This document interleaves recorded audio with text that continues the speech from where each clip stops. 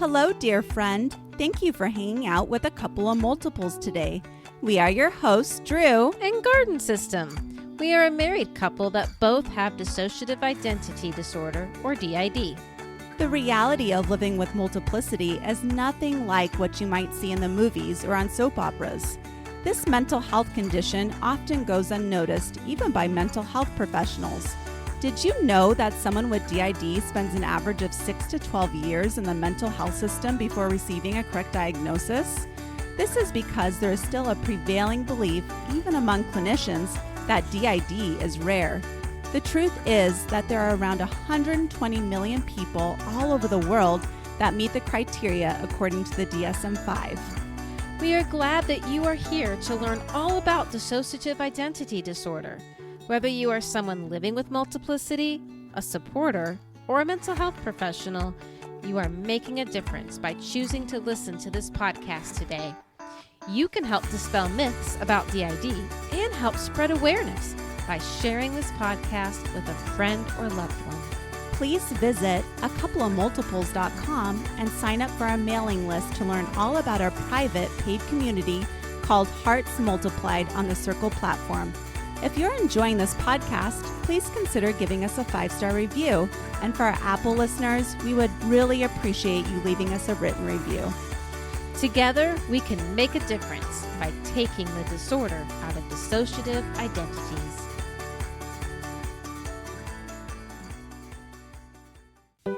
We are honored to have a Gold Plus sponsor for Season 2.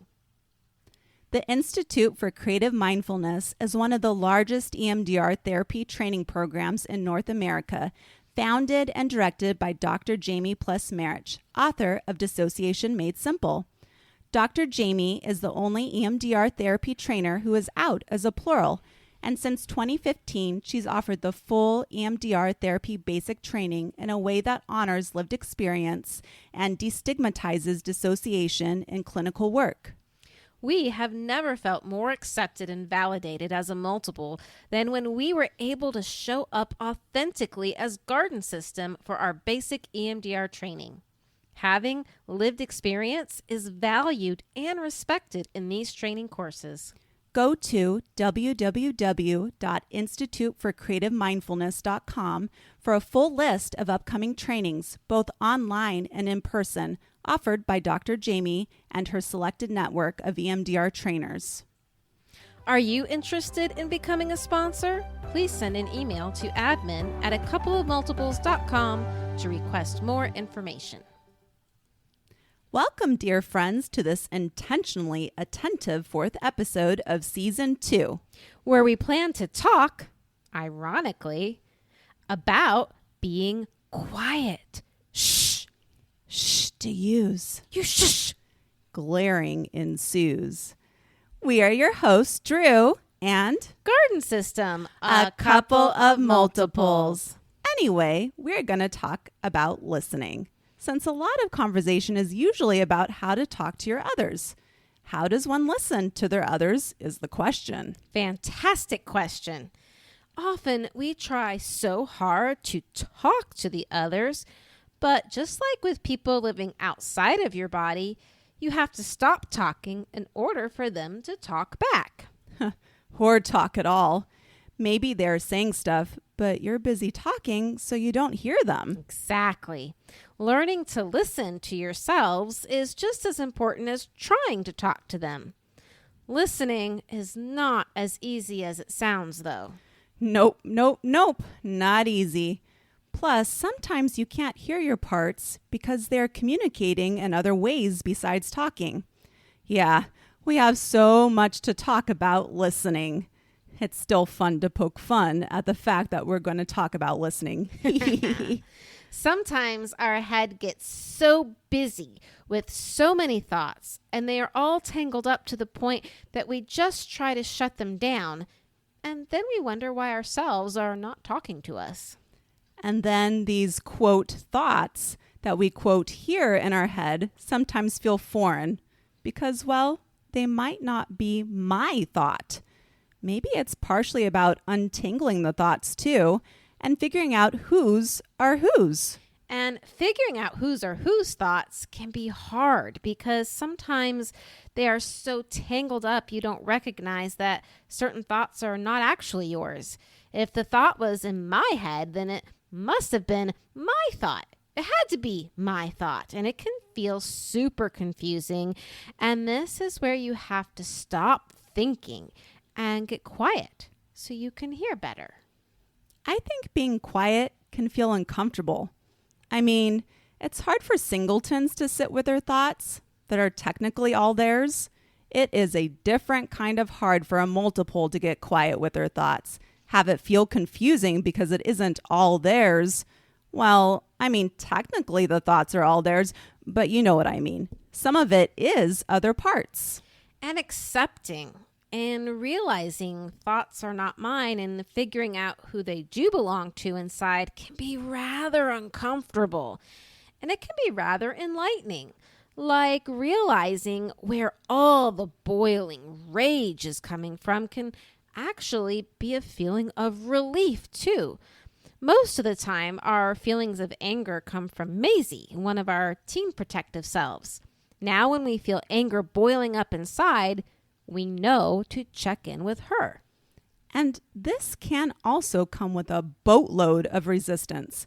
I mean, if you're a part that doesn't typically feel or express anger, then finding a part of you that feels and expresses anger can be, what's a good word, wifey? Disconcerting. I feel like looking this up on Google. Let's see. Disconcerting. Causing one to feel unsettled. We use big words. The better to hear one with, my dear. Yes, disconcerting, very unsettling, and freaking uncomfortable. Turn away! Turn away!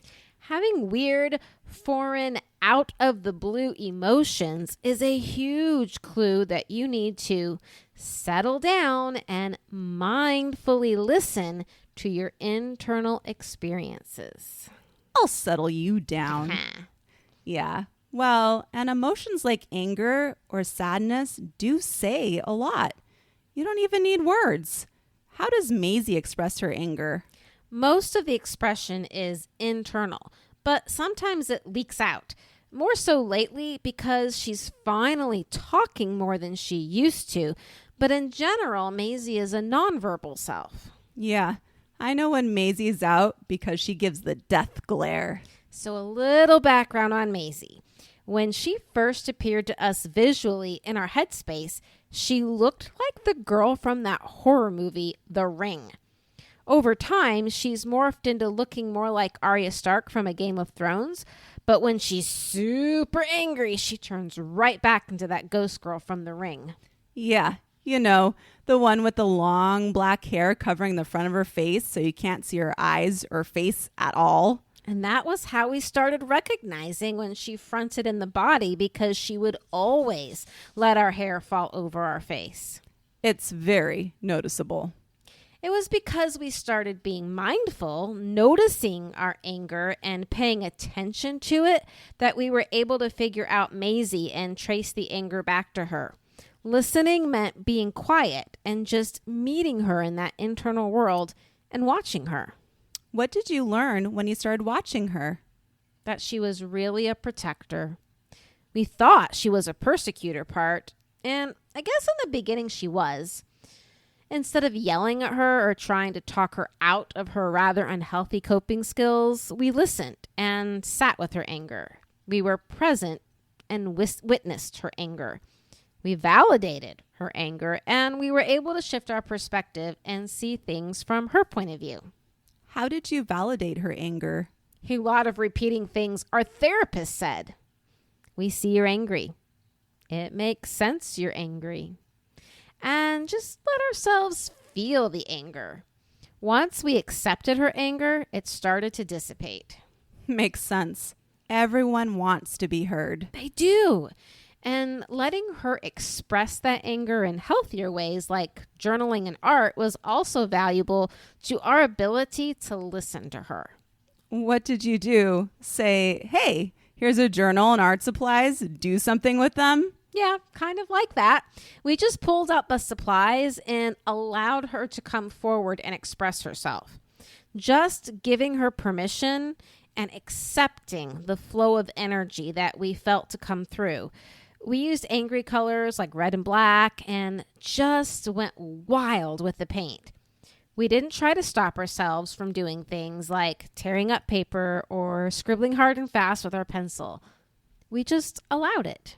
So you gave her the space, time, and encouragement she needed to express herself. Sounds kind of loving, if I do say so myself. It was difficult. Anger is one of those emotions that we often are taught is bad and that we shouldn't show anger.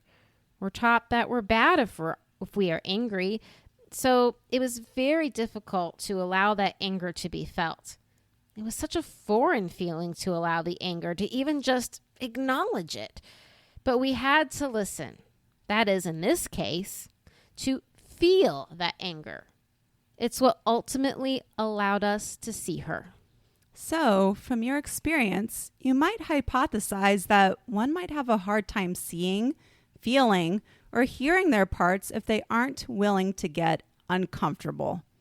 I mean, we dissociate in the first place because we cannot hold or bear the situation.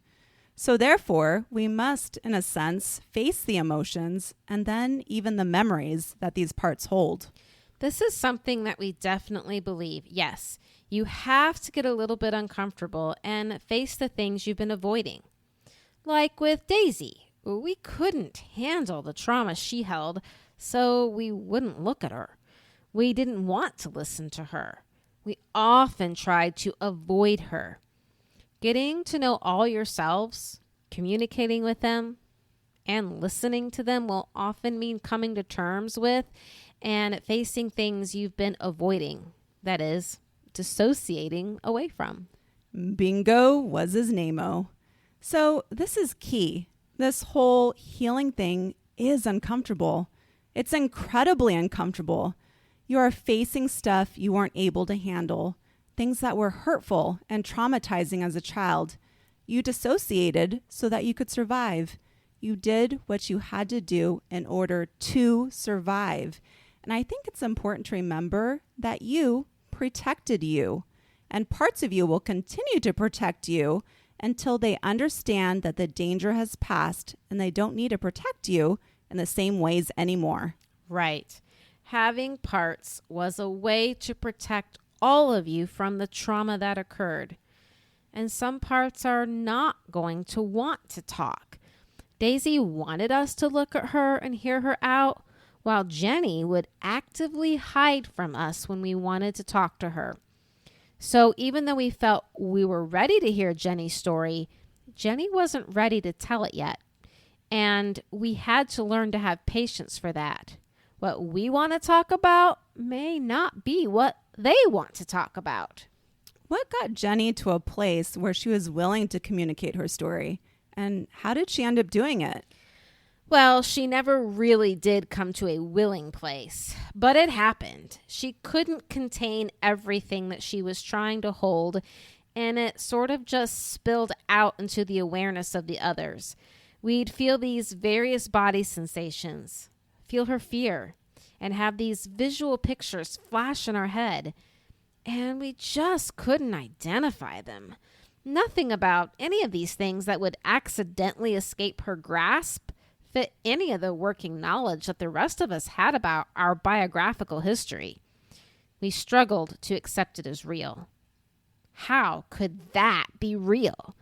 When did any of that happen? And who and what and where and when made no sense to us at all. And questioning the reality of her memories that leaked out ultimately made her hold on to them that much tighter. So studying and questioning doesn't help. Acceptance and listening does. Probs gets more info that way. Sounds like you also had to be willing to feel her, quote, negative emotions and feelings in order to connect with her at all. Sometimes when you have dissociative identity disorder, you have such strong compartmentalization that you really believe that you had a fantastic, happy childhood and that nothing bad ever happened to you. So accepting Jenny's memories meant we had to let go of that narrative about ourselves that we held onto so strongly. And it becomes extremely difficult to know what's real, which is also what makes internal communication so hard. Accepting one's story is hard, especially when everything doesn't feel like ours. I agree. It does make internal communication hard because it's hard to get closer to something that is so painful and hurtful, and at the same time to come to the acceptance that it is yours. Accepting that the memories are real. Accepting that all of your selves are real. It's all hard. It's difficult. It is not easy to listen or to sit with or to feel or to see what others see or to see what comes up from the others. And it's also hard for your other selves to show those memories, to speak up and make their voice known. Time and patience is essential. Yes, this process definitely takes time, a lot of time. And this is when we had to learn some strategies to deal with the flashbacks, body memories, feelings, and panic that came with learning more information, having access to memories, knowing more of our story. All of that were things we had to learn to deal with and process through and manage. Because while you're having flashbacks, body memories, and panic attacks over the new information and flood of feelings, life goes on. We had a job to go to, appointments to keep, relationships to maintain. Flashbacks, since we are such a visual system, were one of the hardest things to deal with.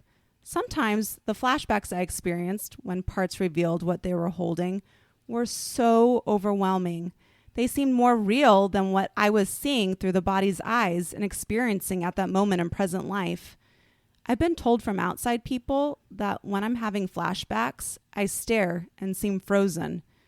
What I experience is the memory itself. It replays like a movie. It is completely engrossing. Becoming aware of new memories, emotions, feelings, and body memories are just a few things that come along with increased co-consciousness and awareness. Before we knew we were a multiple, those memories that belonged to some other little girl didn't affect us until we started listening to Daisy and accepting Daisy as one of us. Listening to her story meant feeling and remembering what happened. It can be overwhelming and difficult to manage, and we got caught in the tussle of we want to know and we don't want to know because the flashbacks and body memories were so intense. How do you experience flashbacks, and what helped you when experiencing them? Most of our flashbacks came as body sensations and memories. There were a few visual flashes in our head, but the majority of our flashbacks are feelings we have in our body. It felt practically impossible to ground when these flashbacks got into full motion. We struggled for years and basically had to just wait them out. It took using EMDR and reducing the distress in therapy sessions to start reducing the flashbacks. What about you? Well, I completely agree. It was EMDR that eventually reduced my distress and trauma responses that memories produced. I think it's important to note that flashbacks can be visual, or they can come in body sensations like body memories. And I also found it hard to ground during flashbacks, and waiting it out sometimes was the only thing I could do. One of my therapists tried to have me visualize my flashbacks on a big movie screen. And then she said for me to picture a big red stop button that I could push to freeze the flashback I was seeing. It sometimes worked, and sometimes it didn't. As far as grounding goes, the one thing that helped the most was going outside and taking a walk. If it wasn't too hot, I would take my shoes off and literally feel the ground. Granted, if you're at work and work indoors, you can't just up and leave to take a walk. So this time period was extremely challenging. And I just kept telling myself and my others inside that in 2 hours or whatever, we would be done with work and we could take a walk or email our therapist. One of my therapists also gave me a little angel rock to put in my pocket and to hold in my hand when I was having a hard time. I also laminated note cards with quotes from emails she wrote me so I could read them when I was having a rough time at work. Storing encouraging things in my pockets to get through tough times was definitely a tactic of mine. Something that helped me process through the memories, besides EMDR, was writing. I started my Note to Selves Instagram and Facebook pages and wrote about my experiences, processing my memories, and doing EMDR with my therapist. When I was out on my walks, I would take pictures of what I saw and add them to my writing and posts on social media. Taking pictures is very grounding to me. Seeing something else and focusing on it, besides the stuff of the flashbacks I was seeing. We think of all the times our therapist told us to go outside and hug a tree, literally. Being outside was definitely helpful. There are a lot of skills and tools a good trauma therapist can teach you, and sometimes they will work and sometimes they won't. Skills take practice, and you need more than one tool in your toolbox in case one doesn't work. When you start reaching out to your other selves, you are breaking down dissociative walls and feeling instead of being numb and disconnected from all aspects of yourself. Listening to your others, learning information from them and memories they hold is part of it. The other part is feeling the feelings that they were holding. Like Garden System said, feeling feelings instead of being numb is another challenge. I remember for the longest time, I did not cry. It felt like I couldn't cry, especially in session with my therapist. And then when I intentionally started being willing to listen and see what my others were holding, that's when the tears came. It seemed every session I was in tears for a long while. I blamed it on EMDR, but honestly, what was happening was I was feeling and reconnecting myself with the feelings the body felt and the feelings parts were holding during the traumatic events. I was feeling. I suddenly wasn't numb anymore. Feeling was overwhelming. Feeling sad, feeling angry, feeling alone, feeling hurt. Everything that I couldn't completely face as a little child. I think I had to go through a period of releasing all of these. Feeling and releasing. Feeling and releasing. And what I want to tell you is that after feeling and releasing comes relief. And relief feels good. I also started feeling connected to my body and my emotions. It's scary, but also so good to feel connected. We couldn't cry for a long time either. It is still hard for some of ourselves to cry. Like Maisie, for instance, will do everything to keep the body from crying. Certain emotions can get wrapped up into the various selves one has, and getting in touch with them means feeling those feelings. Allowing the feelings to come and to know that you won't get washed away by them was a huge part of our own healing process. When we went inpatient, we literally laid on the ground, allowed ourselves to just feel our feelings and cry it all out. I think we laid on the floor for a week straight, just crying. Our different selves were more forthcoming and willing to be conscious and blendy with others once their feelings were accepted, experienced, and validated by the rest of us. Yes. Oh my goodness. I love the word blendy. Blendy is a good thing. It means you're connecting, and connecting does come from listening. Sometimes, however, parts might not say or show much at all, and you're less aware of them. There is definitely a lot of variation in how much connection, sharing, and engagement happens between some parts. We know a good majority of our parts, but there are still a few that have stayed mostly in the back with very little engagement.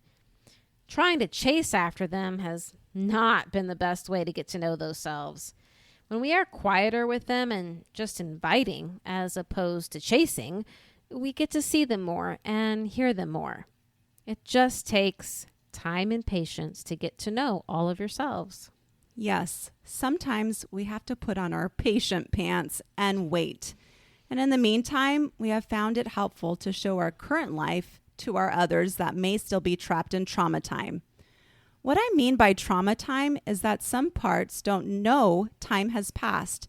they still feel like danger exists and that they're stuck there.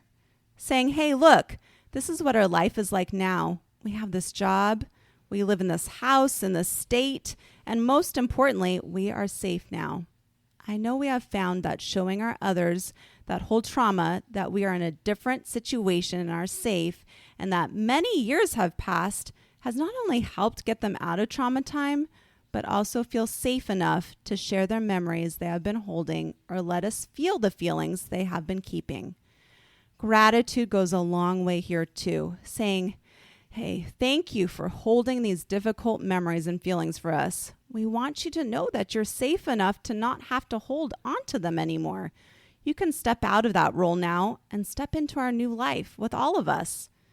It's a slow process that takes parts a while to get used to and come to terms with. Such important points.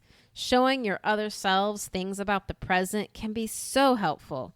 We recently have been in touch with an unknown part and felt her bewilderment at our present day surroundings.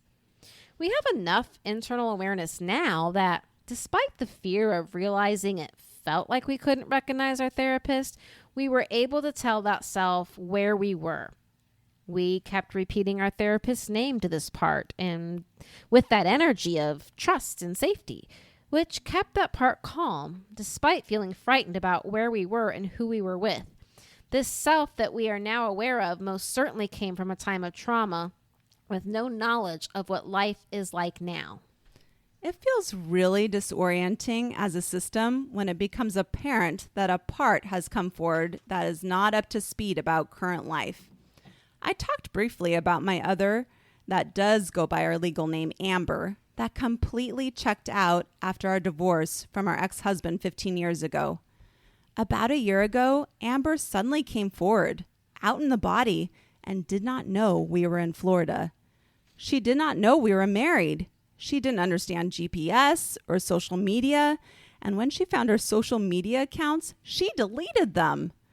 Luckily, we were able to get them back.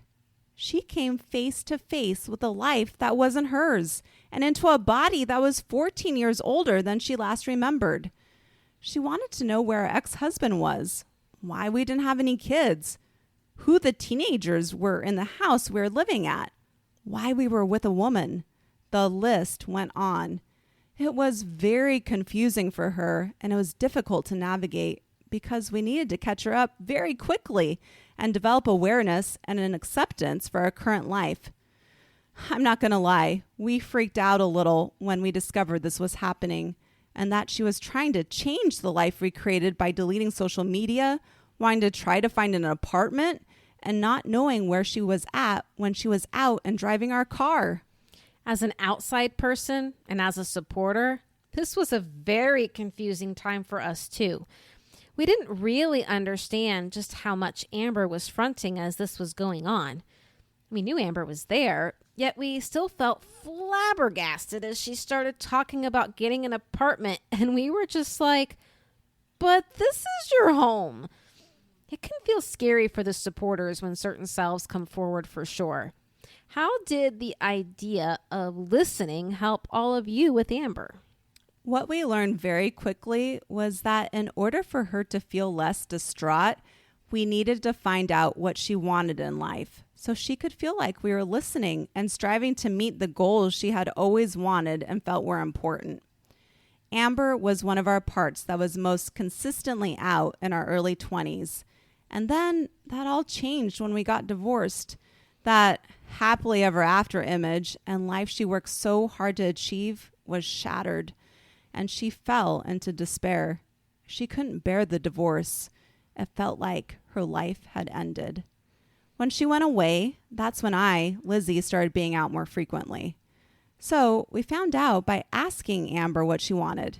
She wanted kids and was much more at ease when she realized that the woman we married had 4 kids. The teenagers that were running around the house were our responsibility now too. She wanted to be mom, and she felt so much happier that she immediately got to step into that role of taking care of kids and a household. Asking what Amber wanted and reassuring her that her goals were included in the life everyone was trying to live was a great way to connect with her. There can be a bit of a panic when one self thinks another self is going to suddenly take over and redo the whole life that has been carefully built over time. There could be an urge to completely suppress one of the selves in order to preserve one's goals and wants for the body and life being lived. It doesn't have to be that way, though. Everyone can come together and participate and enjoy the life being lived. It worked out with Amber because of the similar goals. But what about the parts of life that were different? Like, how did you get Amber on board being with a woman? This is a fantastic question. And I am just picturing right now a lot of our listeners' ears perking up like, yeah, how do you deal with this? I think a lot of systems can relate because it's a very common thing. I hear that parts in a system have different partner preferences, different and opposing sexual orientations, different gender identities. Yes, this is where it gets even more complicated, as if it wasn't already complicated enough. So, with Amber specifically, who grew up with the belief that being gay was wrong, that she would go to hell for it, being with a woman, having married a woman, was a shock. Honestly, I still think she is in shock. I think if it were left up to her, she would choose to be with a man. I think our saving grace right now is this beautiful house we live in and the kids that came with it, and that she gets to be a mom. Over this past year, she has watched, observed the relationship we have with Garden System, and has grown more and more comfortable. I find Amber just not participating in the stuff she's not comfortable with. Our therapist did a great job at quickly helping to educate her about DID and what happened. Our therapist highlighted all the, quote, good and honorable things that we have worked towards in her 14 years of absence. It eased Amber's fears that our life hasn't been wasted. So in short, parts do not need to participate in any part of life or relationship that they are not comfortable with. And it's important that they do find a good portion of life as a system doing things and striving towards goals that they see as important. Life as a system becomes one giant balancing act. It really is a balancing act, and a lot of work at compromise as well, which we will dive into in a future episode. Listening to ourselves and looking at the values each one carries is important. We really had to listen to the opposing values between two of ourselves, Victoria and Kilera, when it came to relationships. Victoria, much like Amber, was raised with some extreme conservative Christian values and was very opposed to being with a woman. She desperately wanted monogamy, a husband that cared for the family, and to be a stay-at-home mom. Kilera, on the other hand, was on the other end of the spectrum and definitely wanted to be with a woman and was a lot less concerned about monogamy. We had to hear both of them out and identify each of their goals and values as the first step to resolving these differences. We will tell more of their story in that future episode on compromise, but you can't start compromising until you start listening first. Yes, listening is definitely the first step, and valuing what others need and want to do. Sometimes, though, there are things that just won't happen. Trying to make everyone 100% happy and trying to do all of the desired activities is just too much for one body to accomplish. Listening to the disappointment and validating that for many of ourselves is also important. What are some things yourselves have had to let go of in favor of other choices the system made? Well, Pink, one of our teens, had to give up the idea of being a pop singer and has had to realize that we can't run around in braless crop tops and booty shorts all day every day. But we can compromise by letting her sing in the car and shower and around the house. And while we do live in Florida by the beach, so on occasion, not wearing as much clothing is absolutely appropriate. Honestly, I think we do a pretty good job at making everyone's wishes, wants, and needs a reality. It may not be all the time, but for the most part, my parts are happy. I think a lot has changed since getting married. My parts aren't concerned anymore about who we are with or where we're going to live permanently. We also have all decided on our career path. We are a teacher and will obtain our master's degree in the near future and become a clinical mental health counselor that specializes in treating trauma. How about you, Garn System? What are some things yourselves had to let go of in favor of other choices made by the system? At one point, someone wanted to be an astrophysicist. We also wanted to do more acting in films at one point when we were younger. We did land a leading role in a Star Trek fan film back in our 20s. On a more realistic note, Victoria had to give up the idea of living this perfect little typical Christian family life with a husband. She was the only one super attached to heterosexuality. She's really come to appreciate the benefits of having a wife over a husband, though. The biggest life choices, like careers and romantic partners, are the most difficult choices when you are a multiple. You can't have both monogamy and polyamorous relationships, for example. You might have to choose between extracurricular activities because there's only so much money in the budget and there's only so many hours in a day to do everything. We don't always get to do our creative writing that certain parts really enjoy because other things are more heavily desired within the system. Right. Careers and relationships are the hardest to figure out when you are a multiple. And yes, there are only so many hours in a day, so not everyone's favorite extracurricular activities can be done.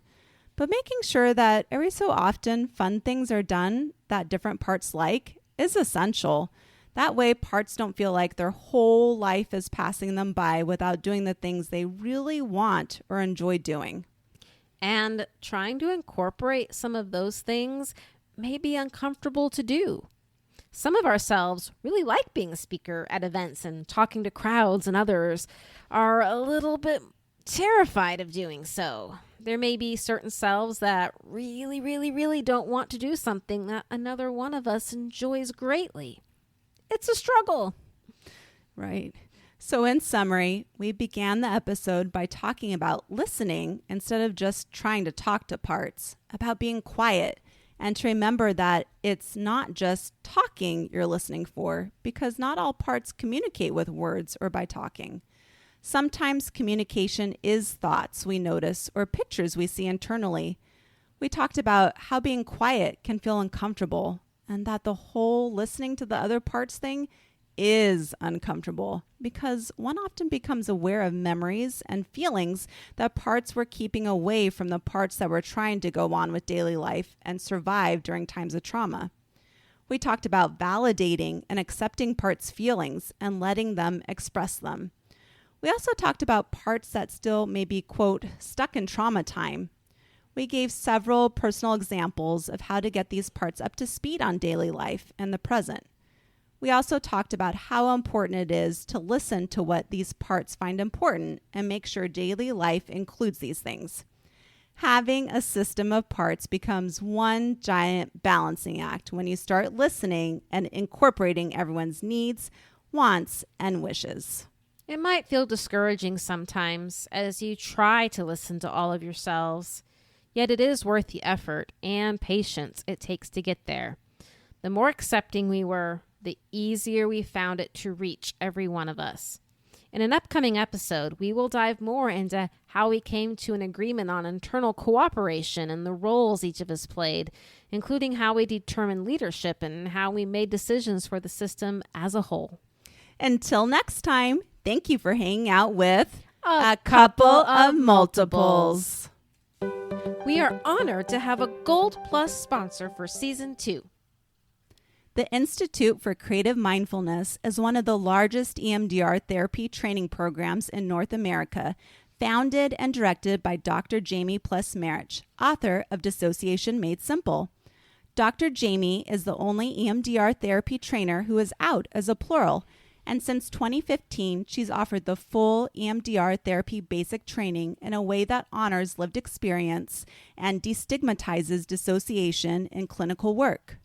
We have never felt more accepted and validated as a multiple than when we were able to show up authentically as Garden System for our basic EMDR training.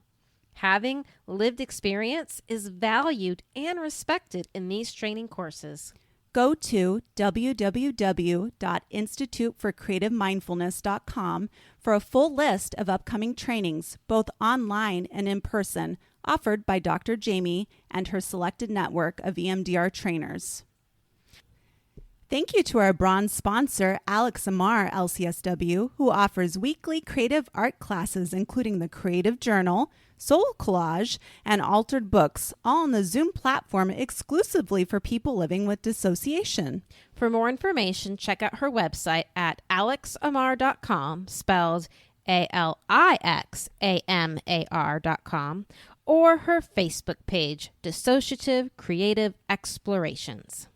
Are you interested in becoming a sponsor? Please send an email to admin@acoupleofmultiples.com to request more information. From your host, Drew, And Garden System. thank you for listening to A Couple of Multiples, the reality of dissociative identity disorder. This podcast is intended for educational purposes and is not a replacement for therapy. Listening to this podcast does not constitute a therapeutic relationship with the hosts or any guest speakers. If you enjoyed this episode, please leave us a review. We would love to hear what you enjoyed the most. You can visit our website at acoupleofmultiples.com for additional information, including how to join our new online paid community called Hearts Multiplied, to access additional resources, and to also subscribe to our mailing list to receive future updates. Remember, you matter and are loved for being all of yous.